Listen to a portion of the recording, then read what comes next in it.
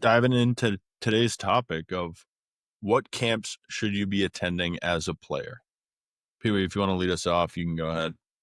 Yeah, so for me, it truly depends on what type of school you're looking for. As we go on throughout these clips or these videos that we talk about, I think you guys will realize everything that we talk about kind of all gels together. So talking about that, it truly depends on what schools you're interested in. So if you're one of the smarter students who are looking to go to your NESCACs, your Ivies, your MITs, or your Centennial conferences, being Johns Hopkins, Haverford, schools like that, go attend those camps. If they reach out to you or you see it online and you're interested and you want to study at that school and play at that school, go to those camps. Those are the tricky ones for people like us or your AAU coaches or your high school coaches to talk to these guys because it's very select individuals. I know we touched on it a little bit. You said Princeton only takes six guys. Some IVs, some NESCACs only take seven, right? So like you're battling for the smallest of smallest positions on the baseball field, but then again, you also have to try to get into the schools. For you kids out there that are studying, you're on the smarter scale and you're looking to go to those schools, go to those camps. That's the best way to get in front of those coaching staffs and those schools you want to attend. For me, Can I cut you off there for a second yeah, before you absolutely. keep going? Okay, so with those schools, right, is what some people do not understand is those NESCAC schools can recruit nationally. And what I mean by that is they can go and get a kid and go watch a kid play in California. They might attend Stanford camp where they're with the cream of the crop, the smartest kids, the best players that are smart, whatever it may be, they're there.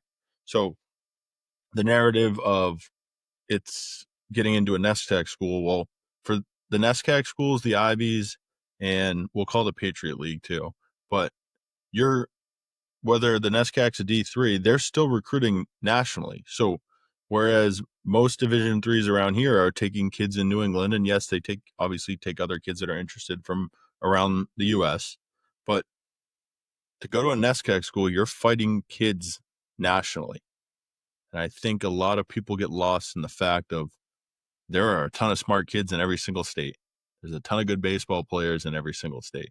So you're fighting with those kids. Whereas if you wanted to go to a Hartford, right?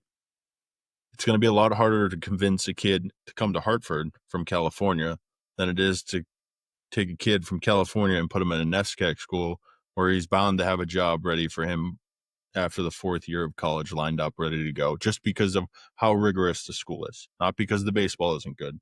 It's because of how competitive it is to get into that school. Yeah, absolutely. And to continue on what I was saying, you are fighting for the smallest of smallest opportunities. And like we said, it's not only hard to get into these schools, it's also hard to play for these schools. They're pretty good schools, right? Going back to the camp side of things, I think camps are great. So you have your prospect camps, which is a coach emails you, hey, we're running this prospect camp. Usually they're around June, July, high school season's over, middle of the AAU season.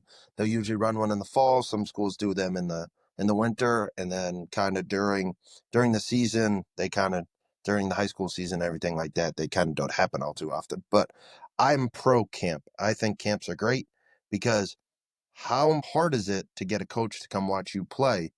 But how easy is it for you to go to their school and perform in front of their coaching staff, right?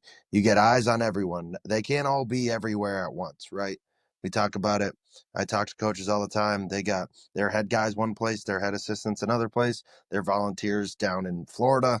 They're everywhere, right? So for those camps, you got 4 or 5 eyes on you compared to just one eyes, right? And as we said, coaches talk. So when they go into this decision process of do they want to offer you, not offer you, they take everyone's opinion. So for going to camps, I'm very pro camp for kids who are looking to attend the school that they want to go to. And the other camp that I'll touch on is team camps. Team camps are newer. I'm not sure when you were going through the process of they were happening all too often. I feel like they kind of just have picked up the last few years, but I love team camps. Usually they're run by the volunteer assistant. He usually makes the money from the camp, but from time to time the head coach will be there if they don't have any prior obligations. But what a team camp is you'll get 4 to 6, maybe 8, sometimes 10 teams at your school, and they'll play there. And you'll play against a team. You'll run through a quick showcase. So usually, what you'll do is you'll run a 60. You'll take BP. You'll do infield, outfield, and then you'll play either 3 to 4 games. And I love team camps because usually you get a big group of coaches that are there. They're usually there for both days. Like we went to the Georgetown showcase, which was up in Maine because Coach Thompson is from Maine. He was a former assistant at Bates, so he's got good Maine ties. But I think there was 17, 18 schools there, and there was probably 20 to 25 teams. It was one of their bigger team camps. But you're playing against some of the best talent from. You had teams from Maine, you had teams from New Jersey, Pennsylvania, Massachusetts, Connecticut. You're playing against a very, very big group of talented ball players. But the good thing is what schools will be there beforehand. So luckily for one of the kids that I was coaching, he was in contact with the MIT coach, and the MIT coach asked him for a schedule. He said, "Hey, coach, I'm going to be up in Maine."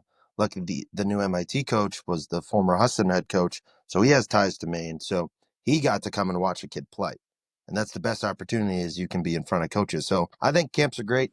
I know we touched on it before; they get a bad rap, but they're the best way to get in front of everyone's eyes within a coaching staff. Because as we said, not everybody can be there at once.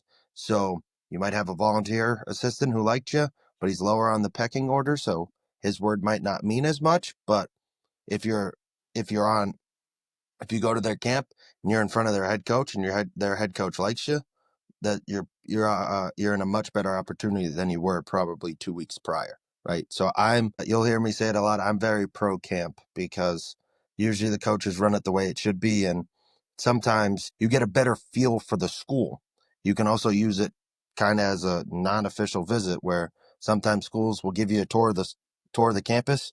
You'll meet some people. You'll get to ask some questions that you might not get to ask if you're just going there to watch a game, right? So I think camps are great, and I think people should do them.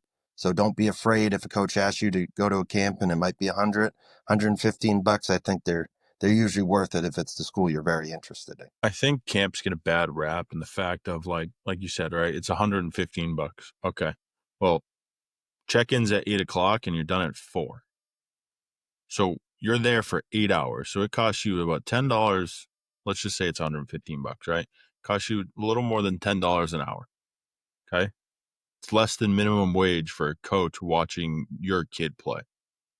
And I don't think that parents understand, like, they're sitting there watching every single thing you do, from when you play catch, the way you run the bases, the way you take the field, the way you warm up in between innings, what your on deck swing looks like, what your game swing looks like. And then at the end of it, any question you have, they're going to sit there and answer. I've never been to a team camp or a showcase or anything that involves a college coach that if you ask the coach a question, they're going to brush you off. I've yet to see it. And I've been in travel baseball a very long time, and I've played baseball a very long time. I'm sure there are horror stories, and I understand that, but ask the questions, right? Going off of, I think a big one to talk about too, and then you touched on it a little bit, but like with NESCAC schools, with Ivies, with the Patriot League, right? There's Headfirst and the Showball. And going into that is when you're paying for that showcase, right? It's great. You're in front of those coaches.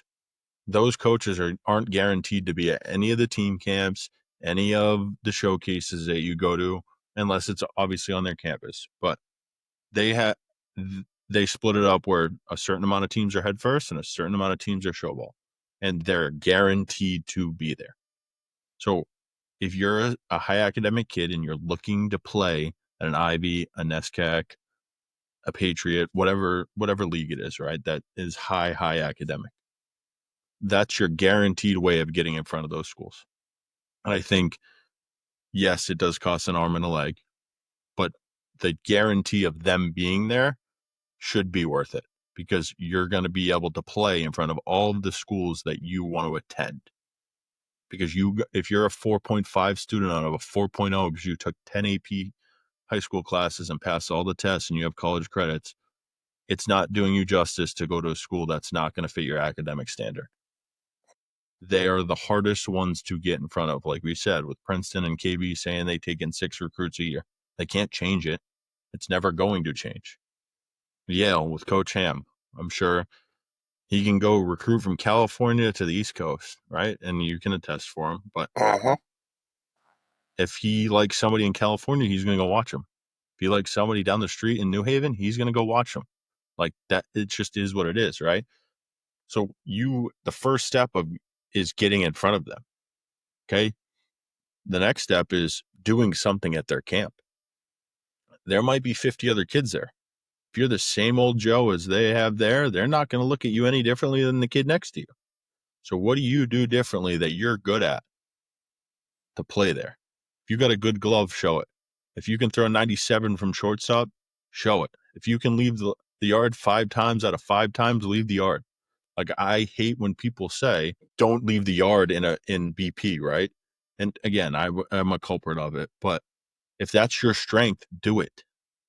If you're going to strike out 60 times and hit 20 home runs in college, you're going to play. Like, it is what it is. That hasn't changed in the MLB, hasn't changed in college.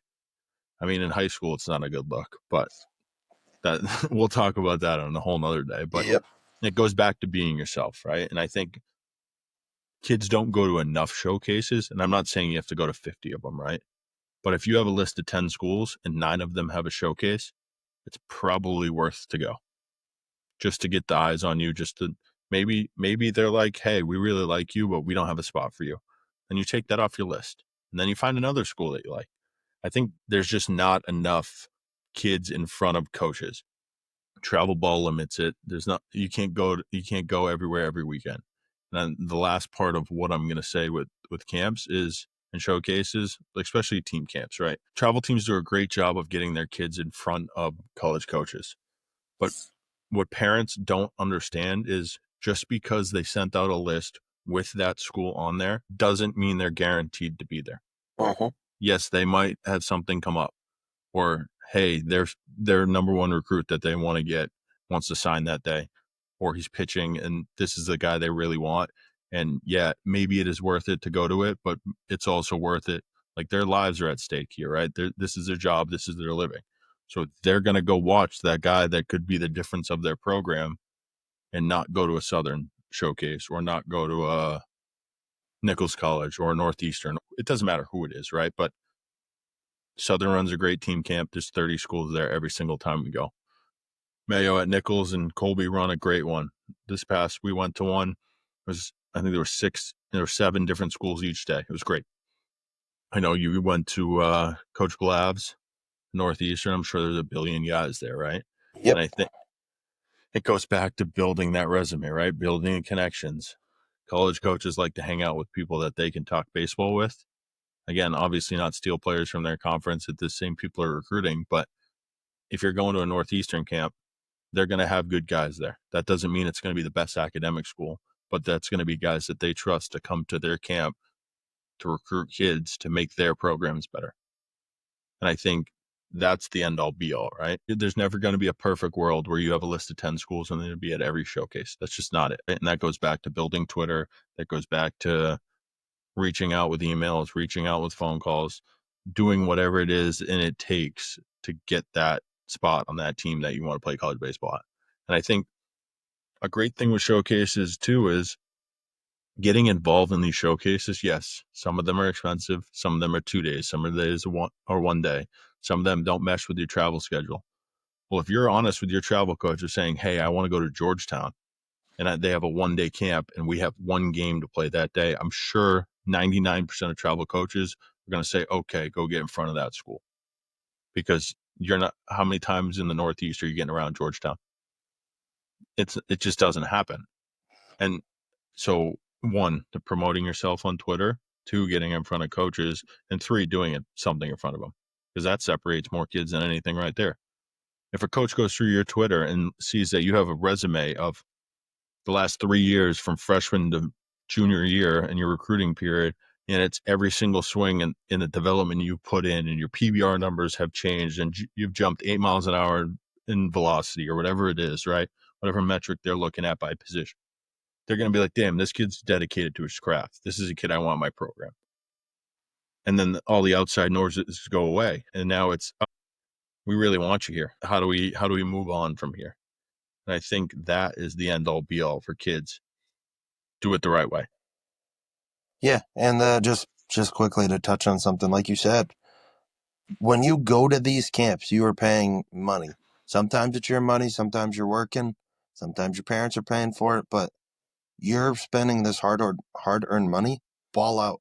Like going off with what you said, the AAU team I coached, a lot of my guys were trying to go that NESCAC route, and they were going to Colby camp, they were going to Wesleyan camp, they were going to Amherst camp, they're going to camps, right? And they're like, "Hey, coach, we can't be at this tournament this weekend." No big deal, right? You don't know if the Colby coach is going to come down and watch you play, right? But if you had that opportunity, we're like, absolutely go do your thing. And we always tell the guys, ball out. Do something to separate yourself from everybody else. That's why you're at that camp, right? You're there to get the people's attention. Just being an average baseball player, just doing what you're told and just being average and just putting a ball in play, something like that, it's not really going to get you looked at, right? But you go out and say you're a speed demon, like our second baseman runs a 6.8. You ran a 6.8 at camp. That's what they want to see, right? Like you said, if you're that big bopper, hit a ball 415, right? And then hit a ball 425, right? And then hit that double end game when you're playing those games. Hit that backside double. Like, okay, he he can not only leave the yard, but okay, he's got some backside juice. We can work with that, right? So like when you go to these camps, guys, ball out, do your thing. Don't be afraid of anyone. Like you said, there's going to be a zillion people from different things. You might have Southern California Player of the Year at Yale Camp, right? Or you got the Texas's number 1 player in the class. He happens to want to go to an Ivy school and he's at Headfirst. Don't be afraid of those guys, right? Go out, be you, do your thing. And I think that's a great thing to end on is when you're going to these camps, be you, but show out. I think the last thing I'm going to say is, and any kid I've ever coached can tell you this: you go 3 for 3 in front of a college coach, you're going to get at least a conversation. And I think that speaks volumes right there. Show that you can play. Don't wait on the sidelines and try to do something that somebody else is doing just so you can get a look like they are. Be yourself and do something when you take the field.